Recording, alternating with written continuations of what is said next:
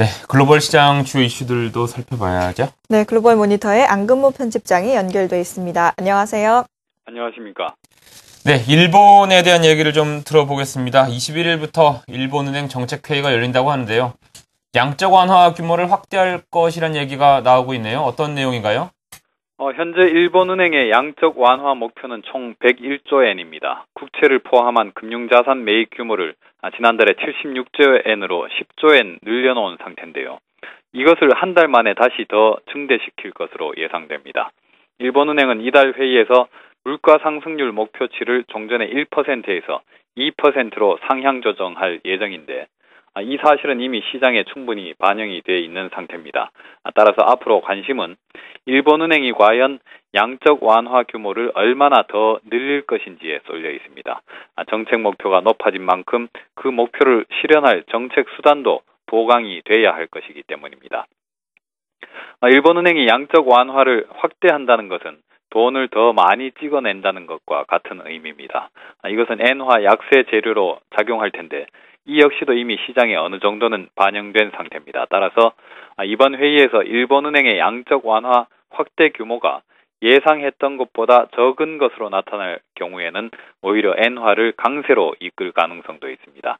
이런 점까지 모두 고려해서 일본은행이 양적 완화 확대 규모를 정할 것으로 보입니다. 아직 날짜가 좀 남아있기 때문에 시장이 어느 정도의 양적 완화 확대를 예상하고 있는지는 컨센서스가 뚜렷하지는 않습니다. 네, 정책 목표가 높아지면서 또 정책 수단도 뒷받침돼야 한다 이런 기대가 모아지고 있는데요. 네. 그렇다면 일본은행의 양적 완화 확대 규모가 종전에 비해서 공격적으로 바뀔지 여부가 관건이겠군요.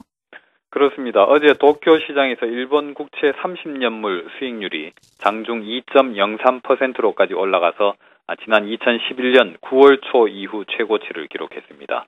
일본 새 정부가 국채를 더 발행해서 대대적인 재정 지출 확대에 나설 예정이라서 투자자들이 수급 악화를 우려하고 있습니다. 당장 일본은행이 국채 매입 규모를 늘리지 않는다면 일본의 국채 금리는 더 높아질 수밖에 없을 겁니다. 국채 조달 비용이 이렇게 높아진다면 일본 정부로서는 경기 부양 부담이 너무 커지겠죠. 일본의 30년물 국채 수익률은 미국에 비해서는 낮은 편이지만은 물가 상승률을 감안한 실질 이자율을 따지고 보면은 정반대입니다. 미국은 물가가 1.8% 정도 오르는 나라지만은 일본은 물가가 하락하고 있기 때문에 실질 금리는 미국에 비해서 0.8%포인트 가량 더 높습니다. 따라서 일본 정부는 일본 은행에 대해서 미국 연준과 같이 공격적으로 국채를 매입할 것을 요구할 것으로 보입니다. 실질 금리가 높다는 것은 정부뿐 아니라 일본의 민간 기업이나 가계에도 큰 부담입니다. 경제를 살리고 디플레이션에서 탈출하려면은 민간이 활발하게 대출을 일으켜서 투자를 하고 소비를 해야 하는데 그러기 위해서는 실질 이자 부담이 더 떨어져야 하겠죠. 네, 그러면 일본은행은 그동안 통화 부양책 계속 소극적인 자세를 보여왔었는데요. 이번에는 달라진다는 얘기입니까? 일본은행이 과연 얼마나 공격적으로 나오는지 여부는 우리나라 경제와 금융시장에도 상당히 큰 관심사입니다. 엔화 환율이 우리 원화 환율과 밀접하게 연계되어 있고 우리 금융시장으로의 외국인 자금 유출입에도 상당히 큰 영향을 미치기 때문입니다. 지금 봐서 일본은행에게는 선택의 여지가 거의 없어 보입니다. 일본 장기 국채 수익률이 빠르게 오르는 데서 봤듯이 일본 국채 시장은 정부의 대규모 국채 발행 움직임에 대해서 우려를 하고 있습니다. 만약 일본은행이 이걸 최대한 소화해 주지 않는다면 국채 시장은 더욱 요동을 칠 우려가 있습니다. 일본은행이 국채 매입에 소극적인 것으로 비치게 되면 자칫 일본 정부의 부채 상환 능력에 대한 의구심까지 고개를 들 수 있습니다. 스페인 국채 시장에서 봤던 것과 똑같은 현상이죠.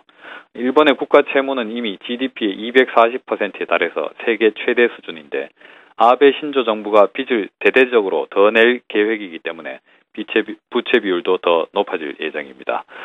일본 국채 시장은 외국인 비중이 낮다는 이유 하나만으로 그동안 안전한 시장으로 여겨져 왔습니다만은 최근 들어서는 상황이 많이 바뀌었습니다.